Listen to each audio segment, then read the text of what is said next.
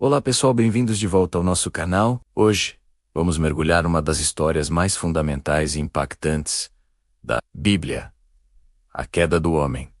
Vamos explorar o que aconteceu no Jardim do Éden. Segundo a perspectiva da Bíblia protestante e entender as consequências que ecoam até hoje, tudo começa em Gênesis, nos capítulos 2 e 3. Deus criou um lugar perfeito, o Jardim do Éden, e colocou ali o primeiro homem, Adão.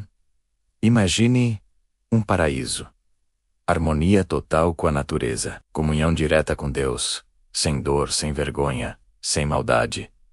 Era a vida em sua plenitude. Deus deu a Adão a responsabilidade de cuidar do jardim e deu-lhe apenas uma única regra, um único mandamento. Em Gênesis 2, versículos 16 e 17, Deus diz a Adão: de toda a árvore do jardim comerás livremente, mas da árvore do conhecimento do bem e do mal dela não comerás, porque no dia em que dela comeres, certamente morrerás. Percebam a liberdade que Adão tinha. Apenas uma árvore era proibida, como um teste de obediência e confiança em Deus. Então Deus criou Eva, a primeira mulher, a partir de Adão, para ser sua companheira. Era um relacionamento baseado em amor, confiança e obediência. Mas essa paz estava prestes a ser abalada. É aqui que entra em cena a serpente, descrita em Gênesis como o mais astuto de todos os animais. A teologia cristã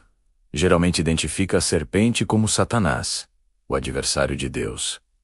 A serpente se aproxima de Eva e começa a semear a dúvida. Ela pergunta: é assim que Deus disse: não comereis de toda a árvore do jardim? Essa pergunta é sutil, mas poderosa. Ela distorce as palavras de Deus, sugerindo que ele é um tirano que restringe a liberdade, quando na verdade ele havia dado liberdade abundante. Eva responde corretamente, mas a serpente insiste e lança a primeira mentira registrada na Bíblia: certamente não morrereis, porque Deus sabe que no dia em que dele comerdes, se abrirão os vossos olhos, e sereis como Deus, sabendo o bem e o mal. A tentação foi tripla. Primeiro, a dúvida na palavra de Deus. Segundo, o apelo ao desejo carnal, pois o fruto era agradável aos olhos. E terceiro, a soberba, a promessa de ser como Deus, de ter autonomia para decidir o que é certo e errado. Eva cedeu à tentação, comeu o fruto e ofereceu a Adão, que estava com ela, e também comeu. A inocência se foi, e em seu lugar entraram a vergonha, a culpa e o medo.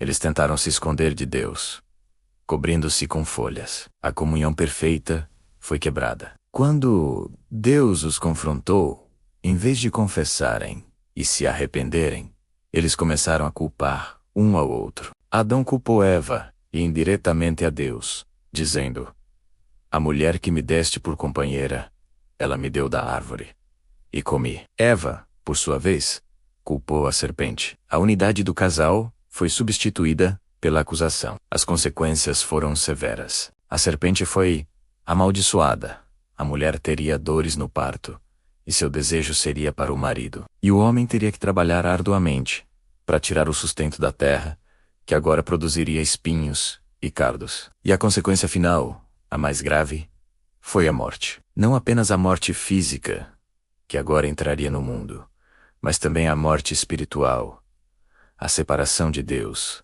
Adão e Eva foram expulsos do Jardim do Éden para que não comessem da árvore da vida e vivessem para sempre nesse estado de pecado. A queda não afetou apenas Adão e Eva.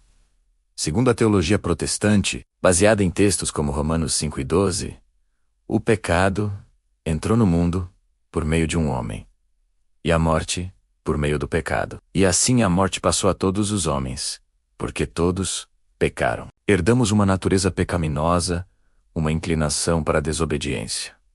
Mas a história não termina em desespero. Ali mesmo, em Gênesis 3 e 15, encontramos a primeira promessa de redenção, o que os teólogos chamam de proto-evangelho. Deus diz à serpente que haverá inimizade entre a sua descendência e a da mulher, e que a descendência dela esmagaria a cabeça da serpente. Para os cristãos, essa é a primeira profecia sobre Jesus Cristo, que viria para derrotar Satanás e restaurar o que foi perdido na queda.